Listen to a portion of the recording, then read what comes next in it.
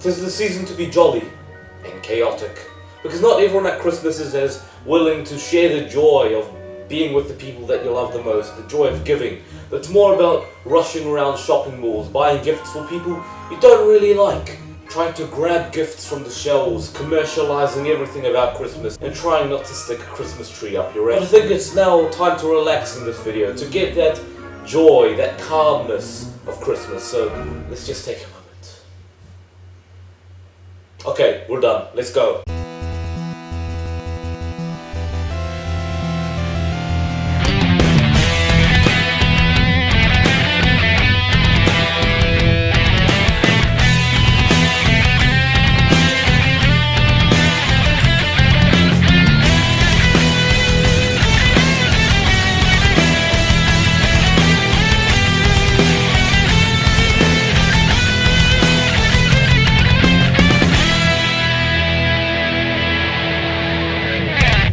If there's one thing I love about Christmas, it's the atmosphere and ambitions for people to spend time with those that they love. That guilt-free allowance to stuff yourself with turkey, potatoes and parsnips. Even though turkey's a bit overrated, chicken's slightly better.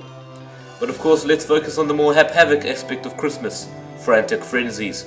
The reaction to opening a gift and letting out some hype-induced screaming is a common factor of many of our childhoods. And when our favourite gaming developers let their ideas spill all over the paper, we're bound to encounter some damn crazy moments whenever we settle into our little virtual realities. So this countdown is based around the frenzies we find more frantic. The frantic frenzies in video games. So think of it as a top 10 panic segments version 2. Except less about the fright and more about the fun. You know that exhilarating feel you get when you run through the streets knowing that you're worry-free and rid of your regrets? Yeah, me neither. But I assume that if it happened, it would be just like a moment I talk about on this list.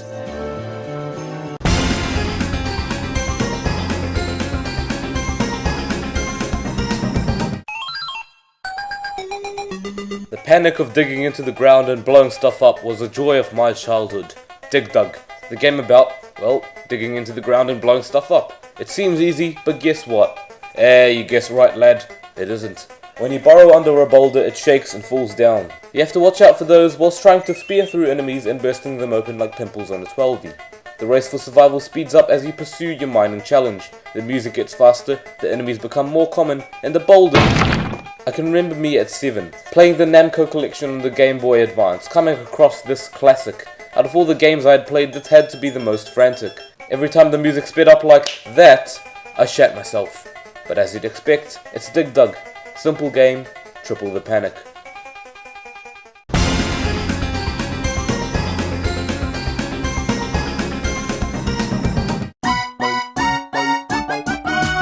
Remember Mips from Mario 64? Imagine the frustration of that bunny chase, only enhanced here. Super Mario Galaxy is damn fun, but Snowcap Galaxy...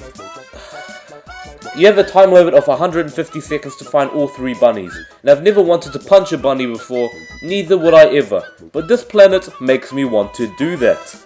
You may think that the trial galaxies are worse, but I actually really enjoyed them. With the snow bunny chase, you're under so much pressure. You could be on the trail easily, only for it to change direction and leave you in the white dust.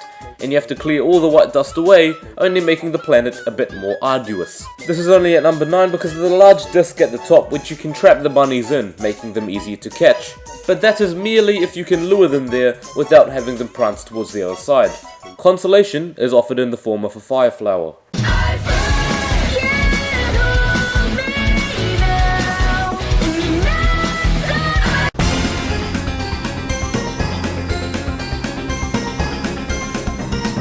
Moving a small dot to avoid the incoming sides of the hexagon may not seem like the most brilliant of ideas, especially when such a game was released only a few years ago. But Super Hexagon does this with style and flair. A brilliant soundtrack by Chipsel and developed by the ever so diligent Terry Kavanagh, this game couldn't get more addicting.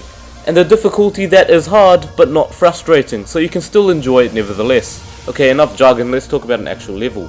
The difficulties in Super Hexagon rank from hard, to harder, to hardest, to hardester, to hardestest, and so forth. When you get to the hexagonist stage, right after the hexagon and hexagonist stages, things get a little more frantic.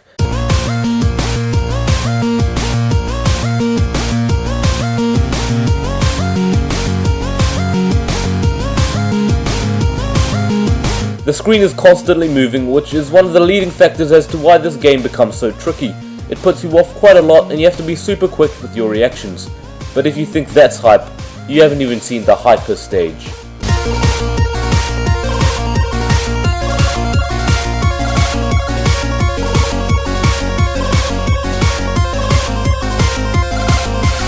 I don't know about you, but I haven't been this excited about shapes since preschool.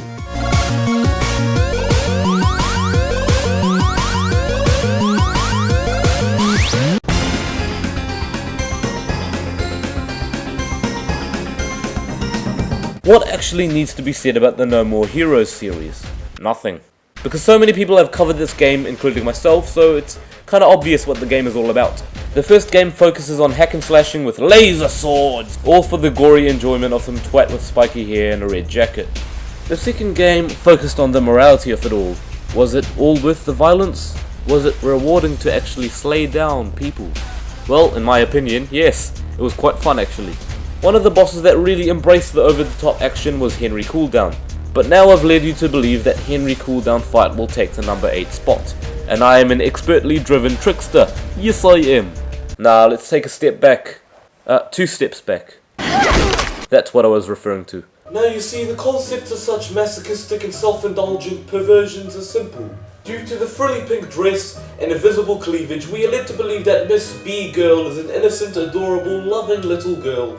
But this is not the case. Miss Girl is an alcoholic, violent and masochistic figure. She resorts to her signature weapon, a standard, regular sport use baseball bat. Bondage fetishes and fake crying is her thing. The chaotic nature of such an insane characteristic is embodied in her battle theme, Play there for breakfast. Oh, sorry, what? Is it? Oh. Play there for breakfast.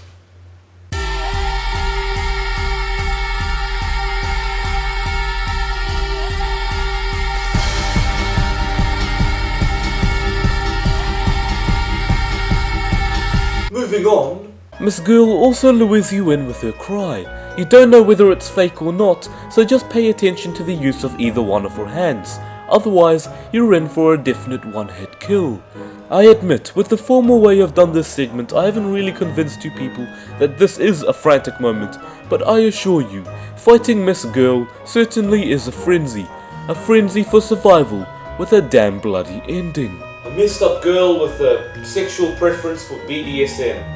No wonder she joined the UAA for money. Ow!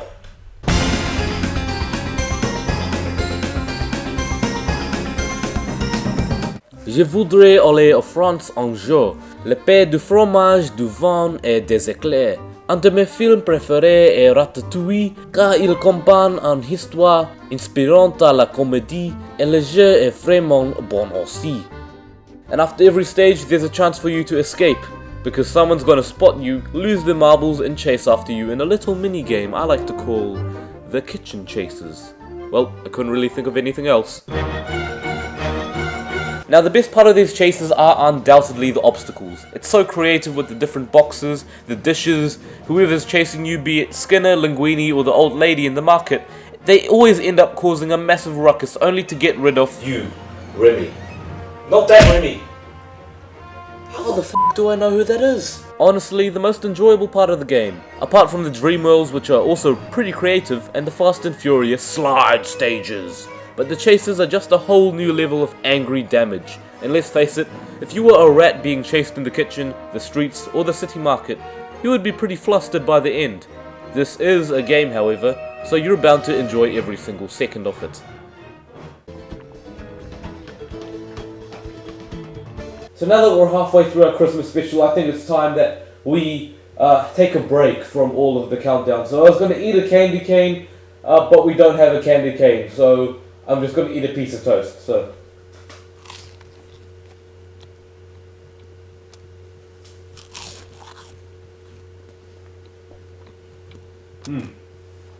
Pretty good toast.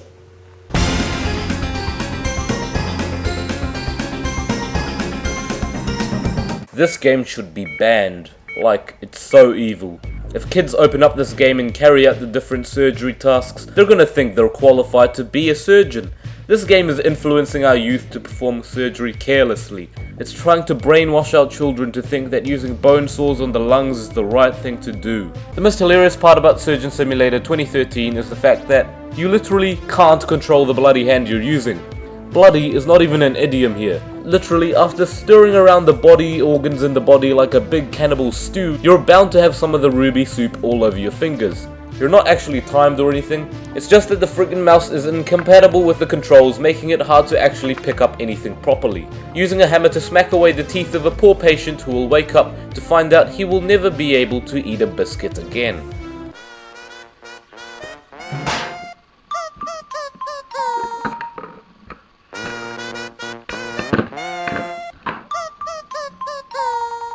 It's even more crazy when you try to do everything when you've pricked yourself with the drowsy medicine, or even doing all the shite in space. They say in space, no one can hear you scream. Well, thank goodness for that.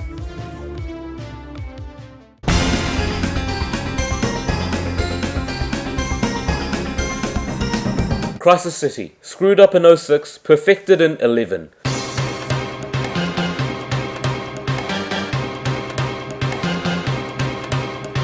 Sonic's quite used to running through dangerous and dystopian cities, but never as frantic and as tense as this. It truly is a crisis. That's why it's called Crisis City, folks! The classic version of the stage is actually, well, brilliant. The music here makes it all feel like a fun race for survival. Sure, it's dangerous, but the speedy, fun type of danger you'd see in car racing games. That said, it's really fun to run the loop-de-loops and jump across crumbling bits of road, over pits and past buildings that would fall over in mere seconds. That electric guitar coming in with that kick-ass backing riff.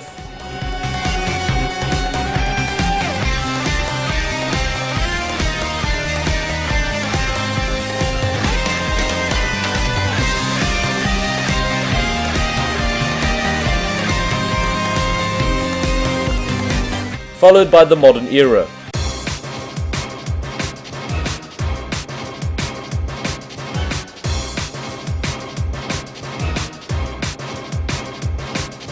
Let's consider the fact that the music has now changed from the funky rhythm to the more upbeat, thrilling and very discomforting tempo. Violins come in, making it all the more intense and somewhat emotional. The stage is more or less the same, but as you damn expect, it is fun. You're bloody right! I wouldn't say it's the most intense moment in the franchise, that would go to the Egg Negoist by a long shot. But Crisis City just sets the tone correctly for an apocalyptic run through a crumbling civilization.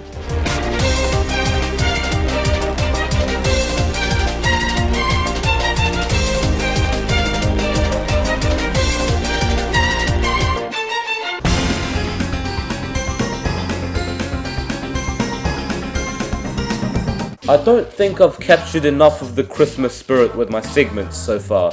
We need a bit of snow, a bit of ice. And Crash to Insanity offers that up with the Ice Lab. The Ice Lab is a creation of Dr. Neo Cortex, the man himself who is a rival of Crash Bandicoot. Oddly enough, the two rivals join forces in this game, but what else would he have expected from a title called Twinsanity? When Cortex finds out he may not get to the shipping dock in time, Crash gets an idea. I'm gonna kick his ass.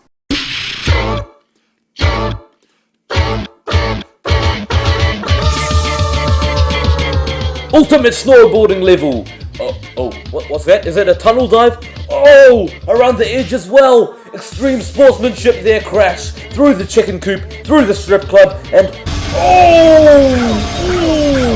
right along the crown jewels. Just listen to that spiffingly chaotic music. Crash to Insanity's OST is completely made up of a cappella. No, it's not due to just budget cuts, it's an actually bloody good effort. A similar stage is taken when you travel to the 10th dimension, where essentially you have the same levels, just in a sinister, twisted outset. Instead of snow, you get rock, making it a bit more painful for Dr. Cortex. Yeah, I know Tony Hawk's been up to some crazy stunts in his life, but almost none of them would be as painfully indulgent as this. Some people pay for thrills, but I get mine for free. Man, I'm just living my life, there's nothing crazy about me. Bonkers.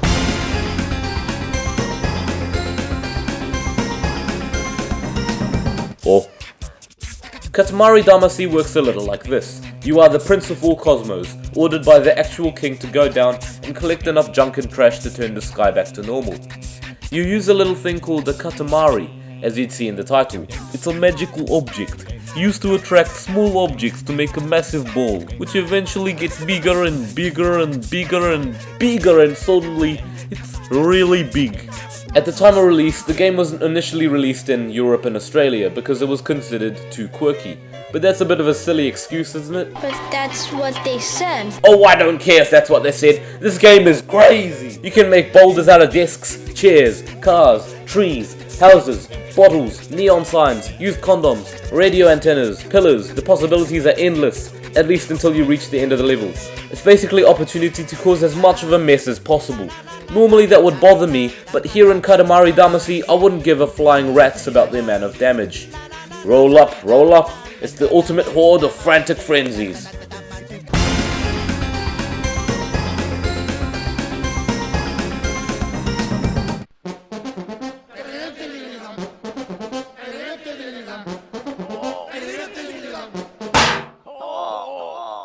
The rabbits are so well known for fucking shit up in every fucking place without shitting two shits of a flying fuck. Riding shopping trolleys around, screaming at everything in sight, moping around the office, eating hobnobs, trashing wastelands. There can't be anyone who has ever played this game with a serious mind.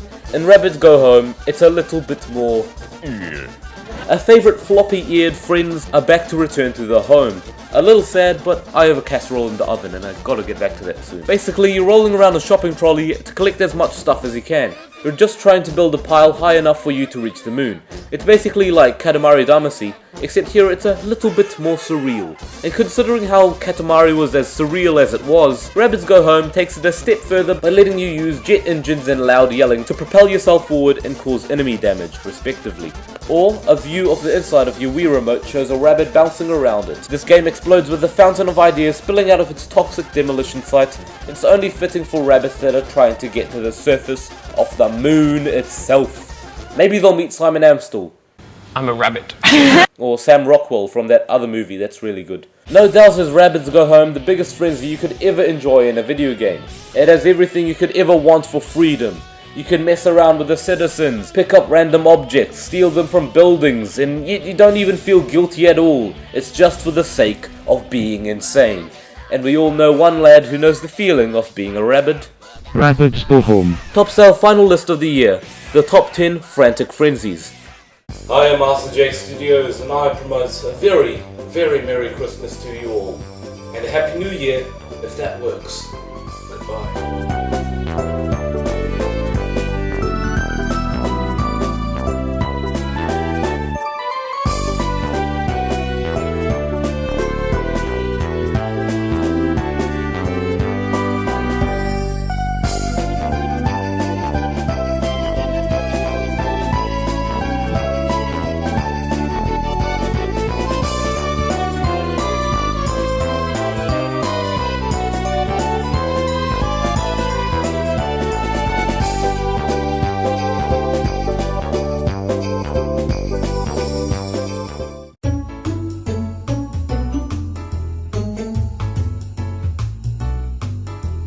2014, a cup of caffeine. I'm wiping the dirt off my laptop screen.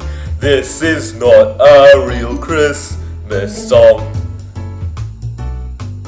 A paper gift card, a frozen ice shard, a dirt hole that you can find in my yard. Wow. These are words, so you'll sing along. Swag, swag, swag, swag, swag. A bookmark on my table, a leaf that's from a tree.